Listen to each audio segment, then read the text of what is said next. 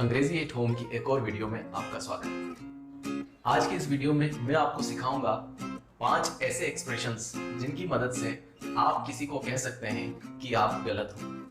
Guys, ये 5 expressions मैं ऐसे बताऊंगा आपको जिनकी हेल्प से आप किसी को गलत भी बताएंगे और सामने वाला बुरा भी नहीं मानेगा, क्योंकि कई बार किसी को किसी की गलती बताना एक्सेप्ट नहीं होता, मंजूर नहीं होता और वो आपकी बात बुरा मान जाता है, क्योंकि जिस तरीके से आप उसे उसकी गलती को याद दिलाते हैं या गलती बताते हैं वो तरीका उसे पसंद नहीं आता, उसे आप रूड लगते हैं और ये तरीका हार्श हो जाता है जब आप किसी को डायरेक्टली कहते हैं you are wrong. So guys, let's learn 5 fancy expressions to say you are wrong. अगर आप हमारे चैनल पर पहली बार आए हैं तो शिक्षा के इस मंदिर में सब्सक्रिप्शन की घंटी बजा दीजिए, लाइक का बटन दबाकर अपनी अटेंडेंस लगा दीजिए और बिना बकेती शुरू करते हैं आज का वीडियो।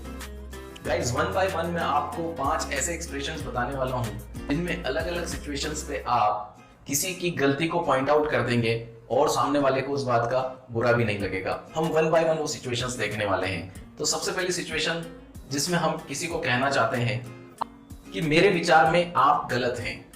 अब ये सिचुएशन तब बनती है जब आपके सामने कोई बात आती है और वो बात आपके हिसाब से गलत है, यानी कि सामने वाला वो चीज गलत कर रहा है या गलत बोल रहा है। सपोज आपसे आपका कोई फ्रेंड आकर कहता है कि मुझे एक्टर बनना है या मैं एक्टर बनना चाहता हूँ।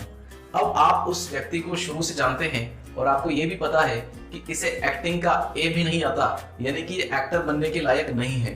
तो आप उसे कहना चाहते हैं कि मेरे विचार से आप गलत हैं। इसे आप इंग्लिश में कहेंगे I think you are wrong. ये डायरेक्टली यू आर रॉन्ग कहने से ज्यादा पोलाइट है, ज्यादा बेटर है, क्योंकि यहाँ पर आप आई थिंक वर्ड जोड़ते हैं और इससे ये पता लगता है कि ये आपका विचार है, यानी कि आपके हिसाब से वो एक्टर बनना चाहता है, ये बात गलत है, यानी वो गलती कर रहा है। यहाँ पर आप डायरेक्टली उसे गलती नहीं बता रहे हैं, उसकी गलती बताने की जगह आप आपके विचार से क्या सोचते हो ये आप बताने चाहते हैं।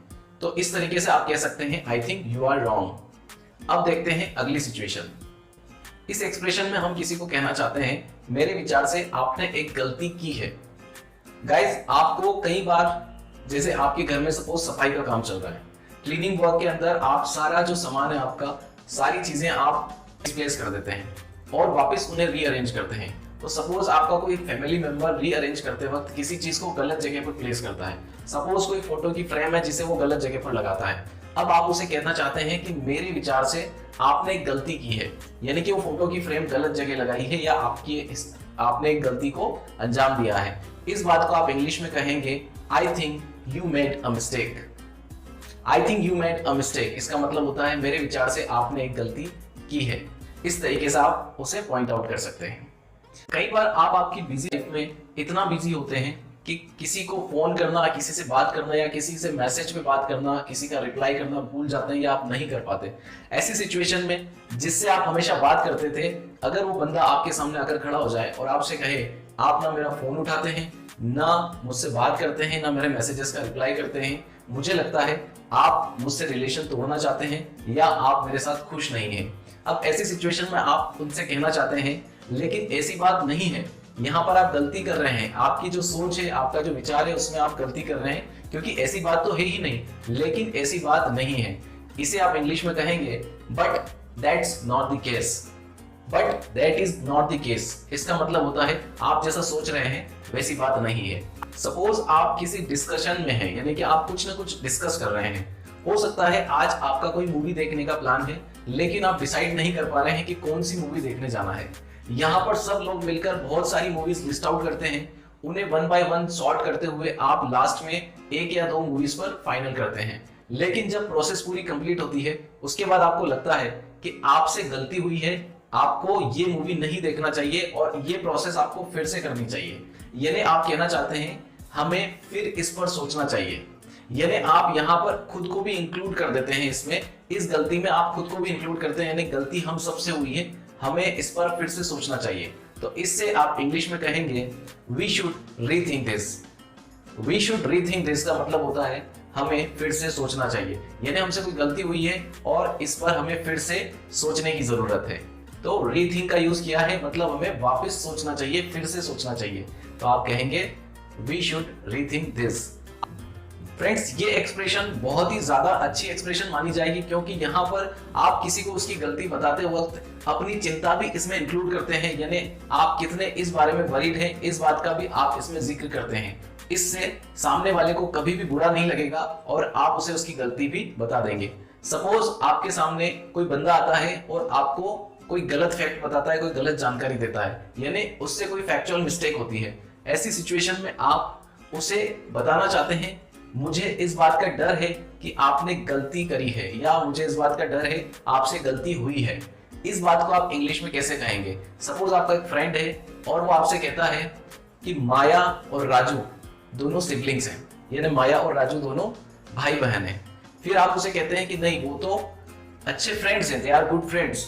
तो आप उससे कहना चाहते हैं कि मुझे इस बात का डर है कि आपने ये जो बात बोली है इसमें गलती करी है आपने, मुझे इस बात का डर है आपसे गलती हुई है। आप इसे इंग्लिश में कहेंगे I am afraid you are mistaken. I am afraid you are mistaken. इसमें आई एम अफ्रेड का मतलब होता है मुझे डर है, और यू आर मिस्टेकन यानी आपसे गलती हुई है। तो आप कह सकते हैं मुझे डर है आपसे गलती हुई है। ये बहुत ही पोलाइट तरीका है किसी को उसकी गलती याद दिलाने का या उसकी गलती को जताने का। अब देखते हैं आज का आखिरी expression, how to say you are wrong.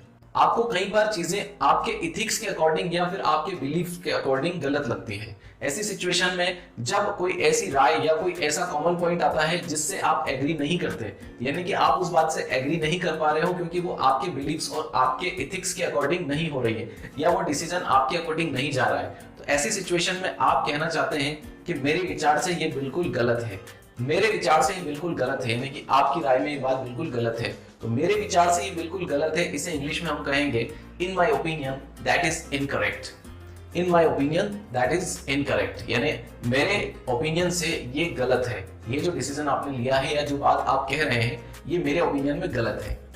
So guys, ये 5 एक्सप्रेशंस आप यूज कर सकते हैं किसी को भी उसकी गलती बताने के लिए, ताकि सामने वाला बुरा भी नहीं माने और आपका भी काम हो जाए, क्योंकि आपकी भी ड्यूटी होती है अगर आपके सामने कोई गलती करे तो उसे इस बात को रियलाइज कराएं कि उसने कुछ गलत किया है। तो guys, use this 5 expressions instead of saying you are wrong. अगर ये वीडियो आपको अच्छी लगी हो, पसंद आई हो, तो इसे लाइक करिए, अपने फ्रेंड्स, कलीग्स और क्लासमेट्स के साथ इसे शेयर करिए।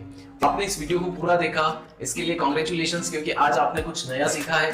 और मेरे साथ इस वीडियो में बने रहने के लिए थैंक यू सो मच। अब मैं आपसे मिलूंगा अगली वीडियो में।